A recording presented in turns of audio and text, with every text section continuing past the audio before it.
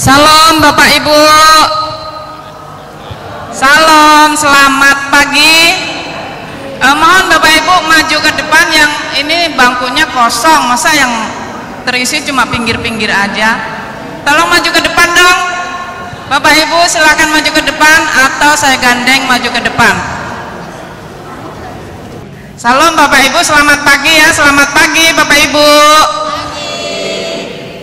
Terima kasih untuk kehadirannya untuk pagi hari ini acara sosialisasi. Bapak Ibu, untuk memulai acara pagi hari ini maka kita awali dengan doa bersama. Akan saya panggilkan Ibu Maria Ing untuk memimpin doa.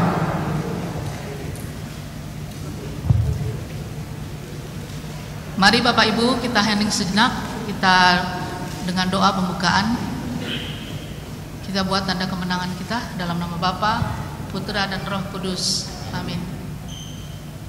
Bapa yang Maha Kasih, puji dan syukur kami haturkan padamu atas berkat-Mu pada hari ini. Dari malam sampai pagi ini kami dalam keadaan sehat walafiat. Ya Bapa, kami hadir kehadiran-Mu pada hari ini di ruangan ini. Mohon rahmat pembimbingan-Mu agar acara sosialisasi APP 2025 berjalan dengan baik dan penuh hikmat, agar apa yang disampaikan nanti oleh narasumber kami sesuai dengan rencana dan apa yang Engkau ingin katakan. Kami tahu ya Bapa, tanpa-Mu kami tidak ada apa-apanya, di luar-Mu kami tidak ada apa-apanya. Lindungilah kami dalam perjalanan iman kami ini, dalam peziarahan rahmat Kudus-Mu, agar segala sesuatu yang kami laksanakan untuk kehidupan kami sehari-hari bisa berjalan sesuai dengan rencana-Mu. Bapa, kami serahkan semua acara ini ke dalam tangan-Mu, dalam kuasa Roh Kudus, dalam Putra-Mu yang berkuasa kini dan sepanjang segala masa. Kemuliaan pada Bapa dan Putra dan Roh Kudus, seperti pada permulaan, sekarang, selalu, dan sepanjang segala abad. Amin. Dalam nama Bapa, Putra dan Roh Kudus. Amin. Terima kasih Bu Maria Ing. Mari sebelum kita mulai, kita berdiri sebentar untuk menyegarkan kita biar semangat. Kita menyanyikan lagu Ardas KAJ.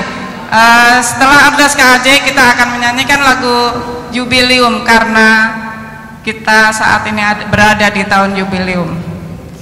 Mari kita bernyanyi bersama dengan Mas Adi dan kawan-kawannya dari Living Wood.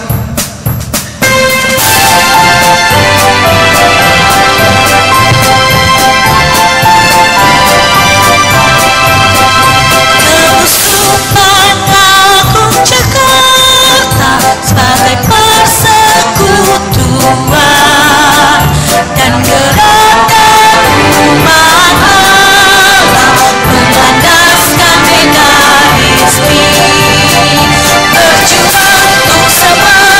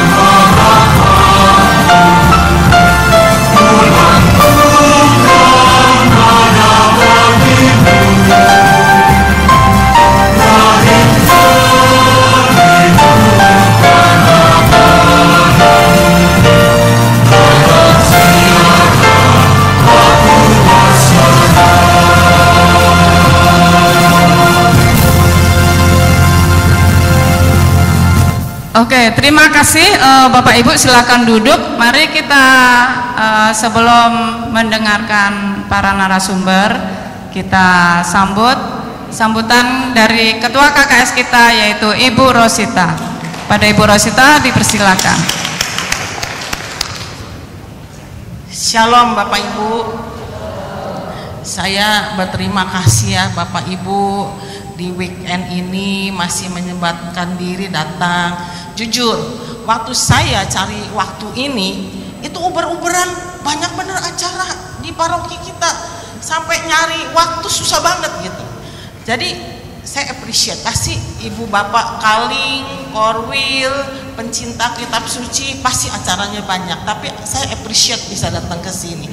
Tolong kalau boleh, kalau ada lingkungan tetangga satu wilayah yang belum bisa hadir, tolong bukunya dibawakan, diantarkan kalau tidak merepotkan ya Bapak Ibu ya.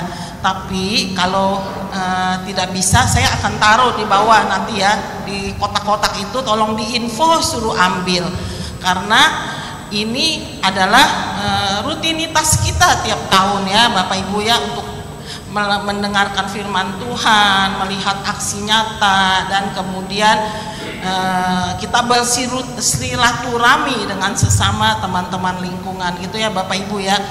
Dan perlu di sini saya kasih gambaran dikit aja ya.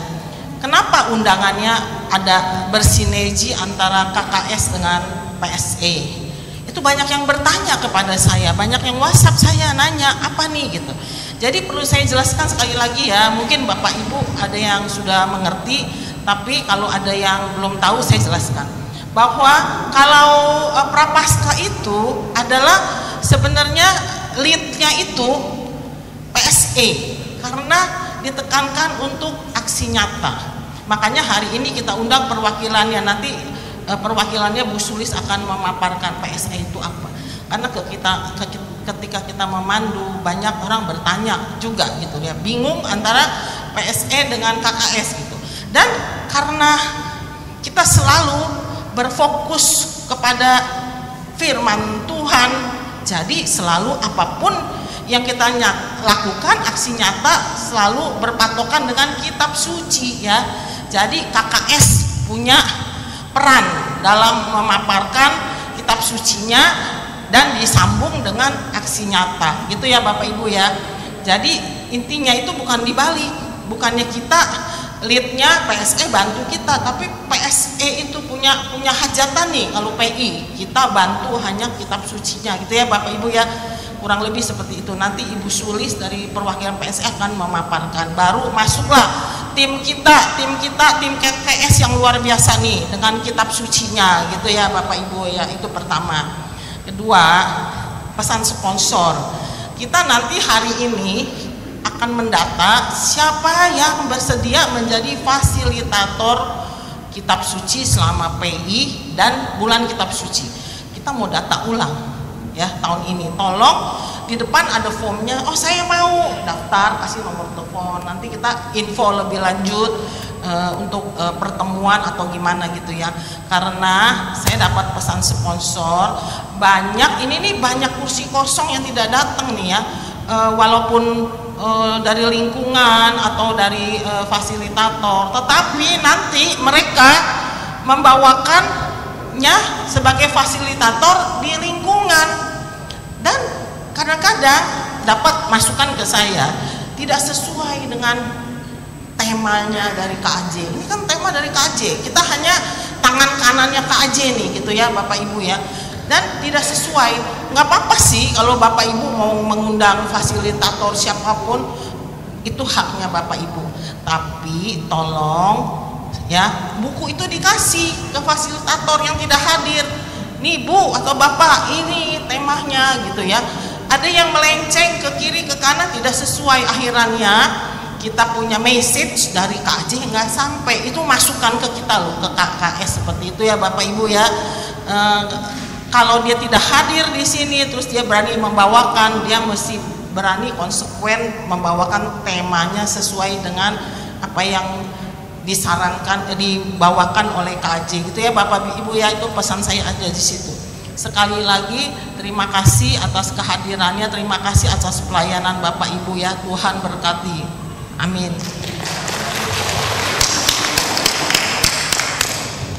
Terima kasih Bu Rosita sambutannya.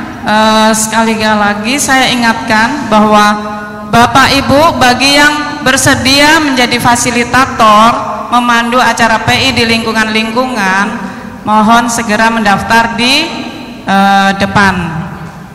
Sekarang kita dengarkan sambutan dari Ibu Sulis dari PSE. Silahkan Ibu Sulis. Terima kasih atas waktunya Ibu Vero. Selamat pagi. Perkenalkan, saya Ibu Sulis dari PSE. Mungkin beberapa dari Bapak Ibu udah ada yang kenal saya, tapi hanya lewat WA. Wajahnya seperti apa ya? Ya, di sini ada yang nggak tahu nggak PSE itu singkatan dari apa? Ya, kalau ada, saya mau menjelaskan sedikit tentang apa sih PSE.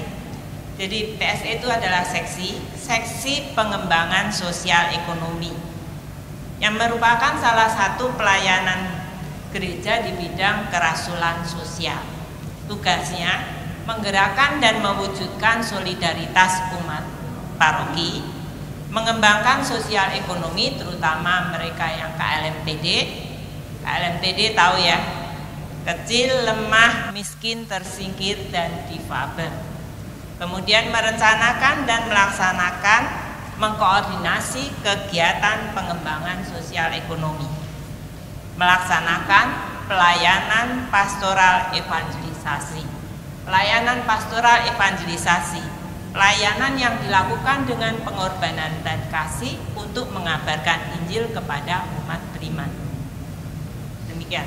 Sekarang kita langsung masuk aja kepada kegiatan-kegiatan PSE di tahun 2024. Ya, ini kegiatannya antara lain yang ini masuk kategori kepedulian karitatif, yaitu menyalurkan bantuan rutin berupa bantuan penghidupan, kontrak atau sewa rumah, pengobatan di luar BPJS. Jadi yang kita bantu tuh kami haruskan menjadi anggota BPJS sehingga mereka sewaktu-waktu membutuhkan mereka dapat menggunakan fasilitas BPJS.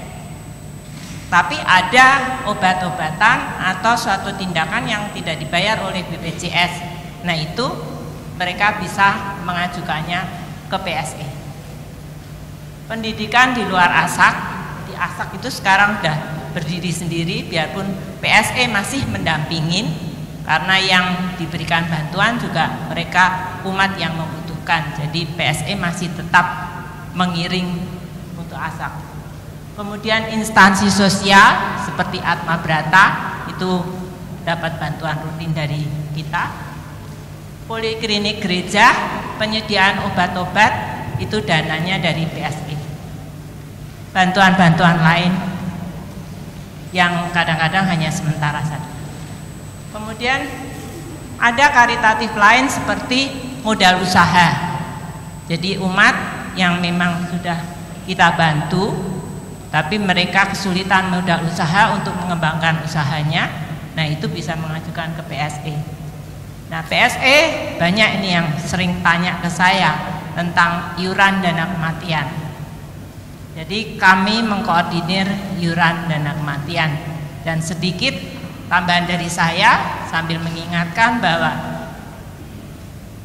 iuran dana kematian itu berlaku untuk tahun berjalan. Jadi yang dibayar di tahun ini itu untuk tahun ini. Karena itu kita di balik kartunya itu ada ya, bahwa iuran harus sudah disetor selambat-lambatnya akhir Maret. Dikhawatirkan kalau enggak disetor, nanti sudah meninggal duluan baru bayar. Nah, itu merepotkan kami dan sering jadi masalah gitu. Padahal kalau saya mengingatkan, Pak, Bu, tolong. Karena kenapa Maret? Kalau meninggalnya Januari, Februari atau Maret, itu masih kita refer ke iuran tahun sebelumnya. Jadi biarpun belum setor, tapi meninggal di Januari, itu bisa mengajukan permohonan. Atau meninggal Maret tanggal 15, tapi lingkungan belum setor, oke. Tapi kalau setelahnya itu, jadi belum setor, kemudian meninggal, seminggu kemudian baru ingat, ini belum bayar nih, belum disetor, atau mungkin juga dari pengurusnya, tapi bisa jadi dari umatnya. Jadi kalau yang umatnya suka pengertiannya iuran itu untuk iuran dibayar sekarang, itu judulnya yang ambilnya yang tahun 2024, tapi mereka melakukan klaim di tahun 2025 ya. Jadi Bapak Ibu tolong dijelaskan ke umat bahwa itu berlaku untuk tahun berjalan. Jadi yang dibayar sekarang itu untuk tahun 2025.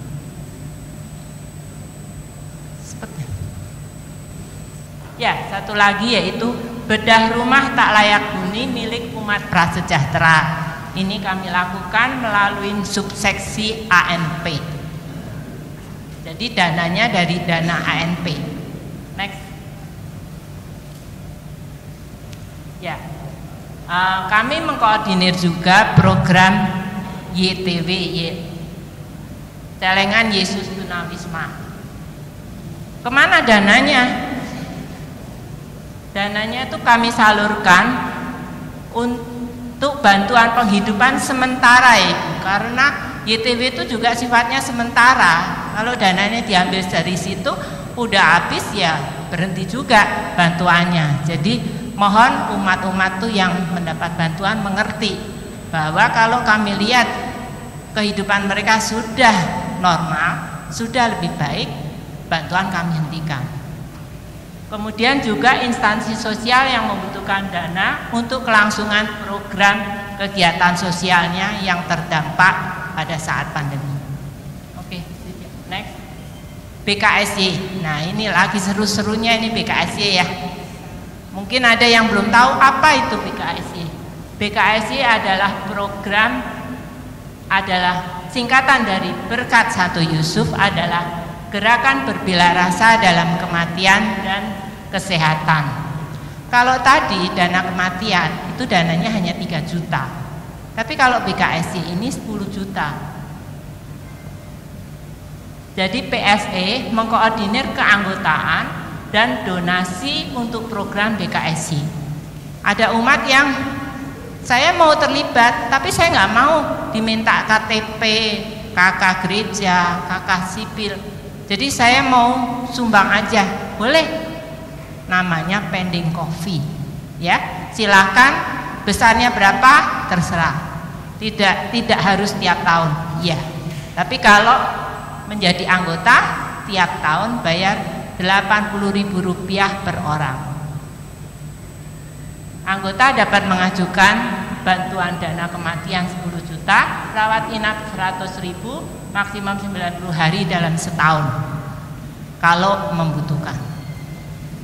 Pendaftaran masih terbuka, pendaftaran, perpanjangan dan donasi sampai dengan 15 Maret. Jadi untuk Paroki Kelapa Gading ini kami baru membuka 1 periode dalam 1 tahun. Untuk itu silakan hubungin saya. Next. Kecuali kepedulian karitatif, ada juga kepedulian transformatif. Sabuk termasuk kepedulian transformatif. Sabuk singkatan dari Sentra Bimbingan Usaha Kecil untuk Umat Prasejahtera. Di sini kebanyakan usahanya ya usaha bikin makanan rumahan, ya, tapi sudah cukup maju mereka. Banyak perubahan dari awal mereka bikin usaha dengan sekarang dengan adanya basar. Jadi PSE mengadakan basar, rencana 3 bulan sekali, tetapi itu kami sesuaikan dengan perayaan besar gereja seperti Prapaskah, ulang tahun gereja, HPS atau Natal, tapi dilihat kesibukan PSE. Jadi ada dan tidaknya tidak pasti 3 bulan. Ya, dari situ awalnya mereka jual tanpa ada label, tanpa ada nama. Terus kami ajarin mereka untuk bikin nama apa? Toko roti apa? Kemudian nomor kontaknya berapa? Itu mereka kami ajarin untuk bikin label kecil-kecil ditempel di produknya supaya kalau Bapak Ibu beli, wah enak nih, bisa kontak ke nomor itu, ya. Next. Kami juga punya rumah pelayanan, betulnya bukan rumah ya, karena mempergunakan ruang di KTG. Kenapa pakai nama rumah pelayanan? Karena dulu kami pernah punya rumah pelayanan di Jalan Seruling yang terus pembangunannya dihentikan, selama ini kosong dan sekarang sudah kami rintis lagi. Rumah pelayanan menerima pakaian dan barang layak pakai. Barang dan pakaian layak pakai itu sesuai kategori akan kami salurkan ke yayasan sosial, dijual murah saat ada basar atau kita kirim ke daur ulang. Kami juga banyak baju pesta, sehingga kami juga menjual dan menyewakan baju, khususnya baju pesta. Jadi yang disewakan hanya baju pesta. Nah, ini rumah pelayanan membutuhkan relawan. Kalau ada Bapak Ibu yang berminat, silakan hubungin Ibu Livi. Next. Bimbel di sini PSE mensupport dana. Jadi yang penyelenggaranya sendiri bukan PSE tapi komunitas secangkir air kalau nggak salah. Letaknya di mana? Di belakang KTG di halaman RT 006. Nah, ini juga kami membutuhkan relawan. Jadi saat ini yang mengajar itu adalah relawan dari umat Katolik, tapi juga dari warga atau mahasiswi Muslim. Kami memang sengaja melakukan itu supaya lebih netral.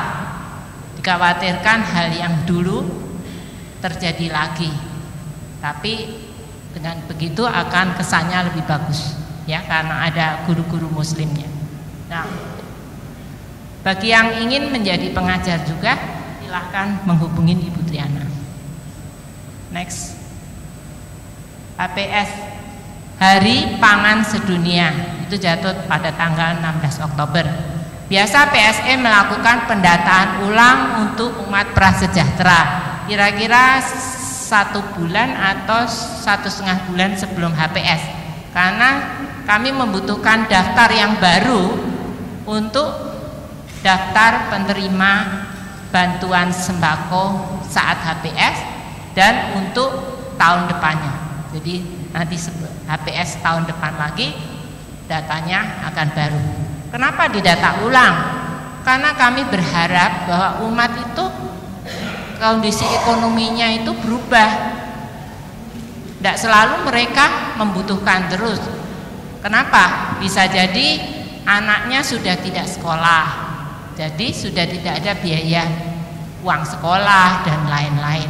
Atau anaknya sudah kerja, pastilah akan membantu ekonomi orang tuanya. Atau usahanya sudah lebih maju karena dia termasuk dalam UMKM yang dibimbing oleh PSE. Ya, jadi mereka itu yang ikut basar itu kita seleksi juga. Jadi kalau dilihat, wah ini usahanya udah rame nih, banyak pesanan dari lingkungan. Nah, itu pesanan-pesanan dari lingkungan itu sangat mendukung mereka. Jadi kalau Bapak Ibu belanja di basar itu, kalau dilihat enak, silahkan untuk mensarankan pengurus lingkungan untuk pesan dari mereka. Itu akan sangat membantu perekonomian mereka.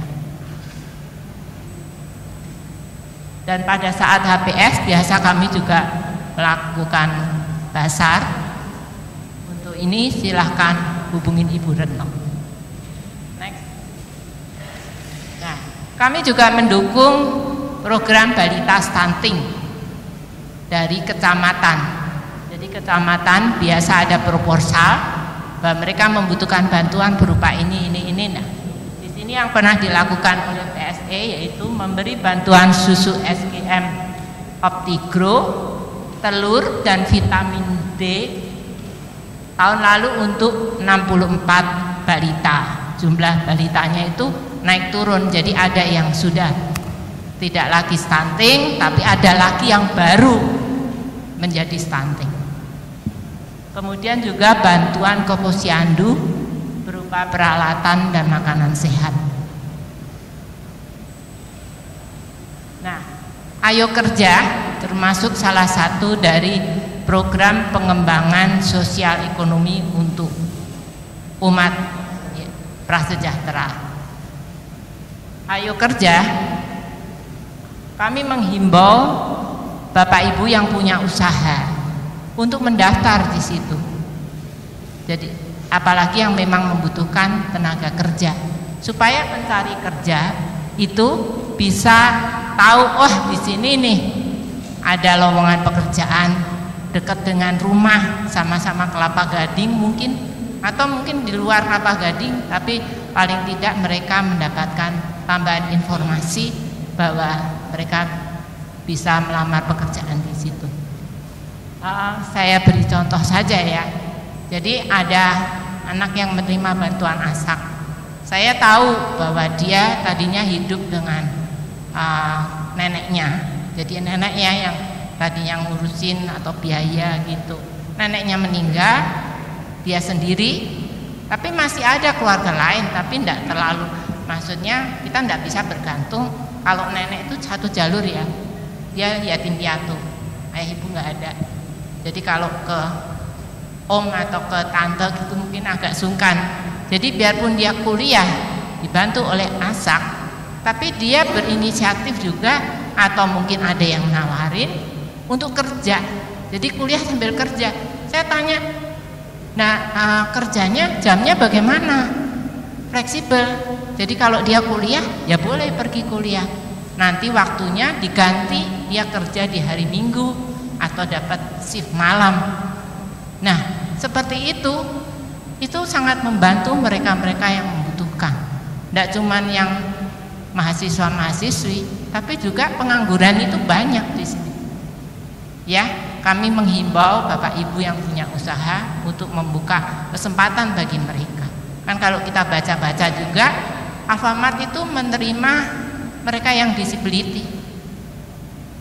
Itu bagus sekali. Jadi biarpun ada bisu tuli, saya bingung juga sih kerjanya gimana ya.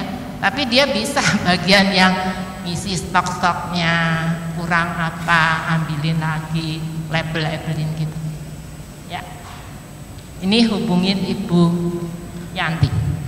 Next. Sudah. Itu saja kegiatan PSE. Terima kasih.